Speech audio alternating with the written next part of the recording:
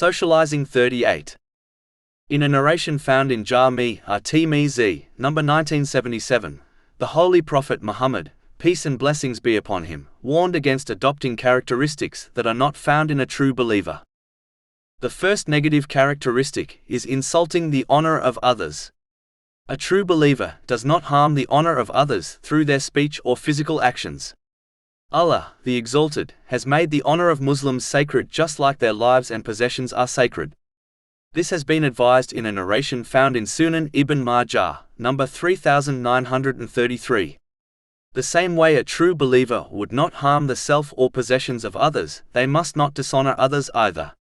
In fact, a believer is the one who protects the honor of others when they are being violated. The Holy Prophet Muhammad, peace and blessings be upon him, has advised in a narration found in Jami' at-Tirmidhi, number 1931, that whoever protects the honor of others, Allah, the Exalted, will protect them from the fire of hell.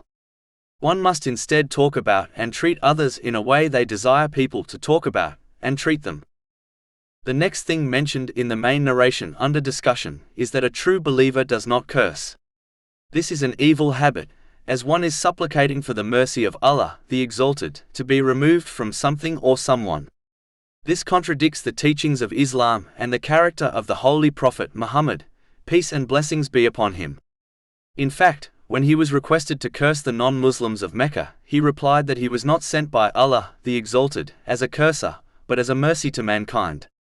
This is confirmed in a narration found in Imam Bukhari's Adab al-Mufrad, number 321. In addition, the one who supplicates for the mercy of Allah, the Exalted, to be removed from others, will most likely have it removed from them, as this contradicts the behavior of a true believer. In fact, the Holy Prophet Muhammad, peace and blessings be upon him, has warned in a narration found in Sunan Abu Dawud, number 4905, that the curse returns back to the one who uttered it, if the person or thing they curse does not deserve it, and in most cases they do not.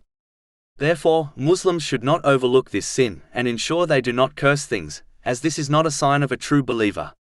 They should instead supplicate for the mercy of Allah, the Exalted, to descend on all. This will lead to the mercy of Allah, the Exalted, descending on them.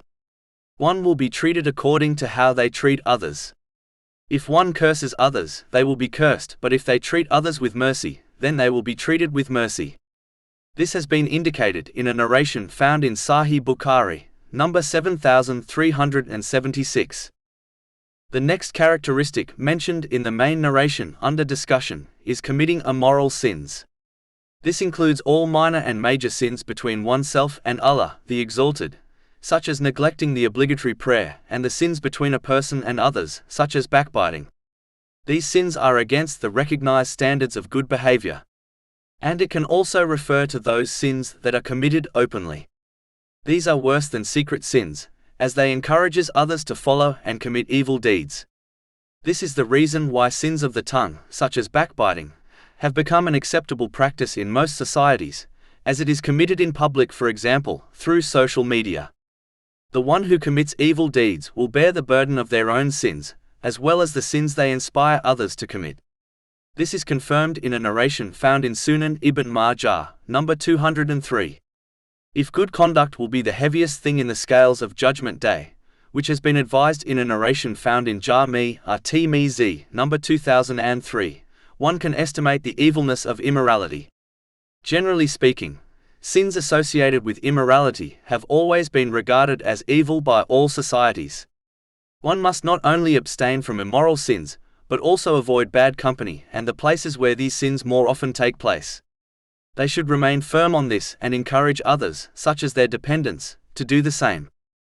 The last characteristic mentioned in the main narration under discussion is that a true believer is not foul. Meaning, they do not behave practically in a foul way by committing sins against others, and they are not foul in language. Unfortunately, this evil characteristic has become very common amongst people who claim to have purified hearts yet are extremely foul, especially in their language. This contradicts their declaration, as what is inside reflects outwardly. This has been advised in a narration found in Sunan Ibn Majah, number 3984. Finally, it is extremely important to avoid foul behavior, especially foul language, as it only takes a single evil word to cause one to plunge into hell on Judgment Day. This has been warned in a narration found in Jami'a at-Tirmidhi, number 2314.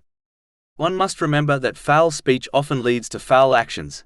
Therefore it is vital for one to control their speech, so that they only speak good or remain silent, and guard their actions, so that they only use the blessings they have been granted in ways pleasing to Allah, the Exalted.